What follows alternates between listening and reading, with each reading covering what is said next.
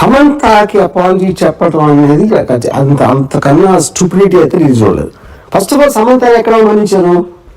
కొన్నాళ్ళు అవమానించలా, పోయిటారు. యాక్చువల్గా ఎందుకు పోయిటారు అంటే అక్కడ ఏమంటున్నారు, అక్కడ నాగార్జున నాగ చైతన్య ఇద్దరు కలిసి ఒక మామగా ఒక భర్తగా ఒక కోడలిని ఒక భార్యని తనకున్న ఒక ఆస్తి కాపాడుకోవడానికి వెళ్ళమని ఫోర్స్ చేస్తే తను కాదని చెప్పి విడాకులు ఇచ్చి వెళ్ళిపోయింది. అక్కడ సమంతకు అవమానం ఏంటి? సమంతని పోయినది. యాక్చువల్గా అవమానించింది ఎవరిని?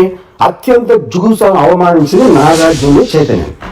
అసలు దాని టాపిక్ ఎత్తట్లా, దాని గురించి ఇంతవరకు మాట్లాడలేదు.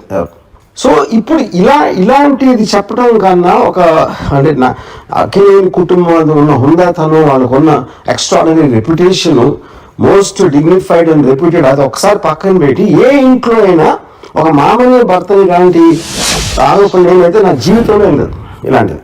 ఇది చాలా సీరియస్గా తీసుకుని నా రిక్వెస్ట్ నాగార్జునకి చైతన్యకి ఇలా వదిలేయకుండా మళ్ళీ ఇలాంటివి జరగకుండా ఇండస్ట్రీ అందరి కోసం, ప్రజలందరి కోసం కూడా సీరియస్గా తీసుకుని మర్చిపోలేని గుణపాఠం నేర్పించాలి. దీన్ని తప్పిస్తే మన దగ్గర వేరే మార్గం లేదు. ఇలాంటిది మళ్ళీ జరగకుండా చూడాలి.